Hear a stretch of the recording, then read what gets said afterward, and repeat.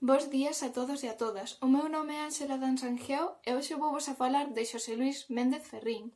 Nado en Ourense o 7 de agosto de 1938, é un político e escritor amplamente recoñecido como un dos referentes da literatura galega contemporánea. A súa infancia e primeiros estudos transcorreron en Ourense, con estadías tamén ao longo da súa vida na casa paterna de Vilanova dos Infantes. Estes dous espazos convertiránse nos protagonistas de moitos dos seus relatos, poemas e novelas. En 1949 múdase a Pontevedra, onde rematará os seus estudos de grao medio. Nesta época empeza a tomar consciencia da realidade lingüística e cultural e do importante papel que desempeñara o galeguismo de preguerra na reconstrucción nacional. Alí formarase na biblioteca de Andrés Jesús Muruais e escribirá os seus primeiros textos publicados na revista Litoral baixo o pseudónimo de Laín Feixóo. En 1955 foi estudar Filosofía e Letras á Universidade de Santiago de Compostela. Alí entrou en contacto co galeguismo cultural nucleado na editorial Galaxia, pero non tardaría en reclamar unha nova articulación da oposición ao franquismo e do propio nacionalismo, o que remataría na súa expulsión xunto con outros mozos do Consello da Mocidade. En 1957 múdase a Madrid e 3 anos máis tarde licénciase en Filoloxía Románica na Universidade Complutense. Nesta cidade manterá relacións cos focos galeguistas e esquerdas alí localizados. Así nace no 1958 o Grupo Brais Pinto, ao redor da editorial do mesmo nome. Debido á súa actividade política, foi procesado en 3 ocasións, sufrindo torturas e varios ingresos no cárcere. Durante a súa estancia no penal de El Dueso, en Cantabria, escribiu Retorno a Tangen Ata e Antón e os Inocentes.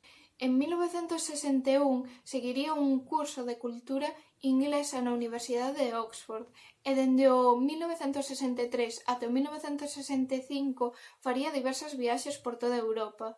Despois de facer o seu servizo militar nas Illas Canarias, foi mestre do Instituto de Fingoi, en Lugo, até que en 1965 lle deron a súa cátedra de Lengua e Literatura Española no Instituto de Santa Irene, en Vigo, instalándose finalmente nesa cidade. Con motivo da súa xubilación de profesor de literatura no Instituto de Santa Irene, a Universidade de Vigo publica no 2008 o poema A un meu fillo en 18 linguas diferentes. Xosé Luís é tamén columnista no xornal O Faro de Vigo e dirixe a revista de pensamento crítico A Trave de Ouro, que ten marcado de forma notable o devir da nosa cultura coa difusión de problemas e investigacións de diversas cuestións. Xosé Luís Méndez escribiu unha gran obra literaria. En concreto, na súa narrativa podemos distinguir unhas características principais, que son a preocupación crítica e revolucionaria por os problemas de Galicia, unha intertextualidade, é dicir, a repetición de persoaxes e espazos en diferentes obras, a fluctuación entre o real e o ficticio, e nesta liña a recorrencia ao mundo onírico, que ás veces é difícil de diferenciar do real, e tamén unha presenza do misterioso e do inexplicable, con unha gran recurrencia á violencia e á morte. A creación de espazos literarios e a abundancia de espazos pechados. Nas súas 3 primeiras obras, os protagonistas son antihéroes, mentres que despois de Retorno a Tangen Ata abundan os héroes revolucionarios e os seus antagonistas, o traidor e o inimigo. Ás veces, os seus persoaxes sofren metamorfosis ou transformacións. E xa por último, na súa obra narrativa destacan os desenlaces sorprendentes e paradóxicos. Algunhas das súas contribucións son O crepúsculo e as formigas, un espello do ambiente abafante da época, Arrebaldo do Norte, que trataba o obxectalismo e o lirismo, Retorno a Tangen Ata, que era unha alegoría política das nacións sometidas, Elipsis e outras sombras, relatos que trataban un aterrador fondo de violencia institucional, Antón e os Inocentes, unha novela paralelística que tiña como protagonistas a dous mozos nacionalistas, e Crónica de nós, crónicas xeneracionais de un friso lírico galego do século XX. En canto á súa poesía, comeza con Voce na néboa, de verso libre e abundante aliteración, na liña da Escola de Tebra. Continúa con Antoloxía popular e Sirventés pola destrucción de Occitania, ambas recollidas en Poesía enteira de Heriberto Ben, poemas elexíacos dedicados na súa maioría a persoas do pasado.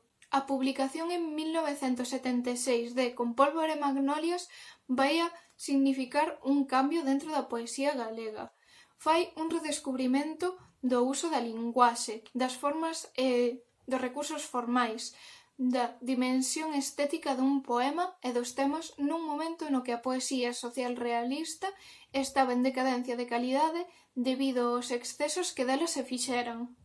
Esta combinación de fórmulas de vanguarda formalmente moi elaboradas e afastadas de calquera realismo e unha ideoloxía revolucionaria con un carácter de denuncia, unha das características principais da obra poética e narrativa de Méndez Ferrín. Posteriormente, xa nunha liña experimental e culturalista, escribirá O fin dun canto, Eróticas e Estirpe. Tamén ten obra ensaística, entre a que destaca De Pondal a Novoneira, un libro de consulta de biografías e crítica literaria para referencia ao estudo da poesía contemporánea galega, que se publicou no 1984. Xosé Luís Méndez Ferrín é un poeta e narrador excepcional, é unha das máis importantes figuras da poesía galega actual, así que espero que esta exposición vos axudara a aprender un pouco máis da súa vida e as súas obras.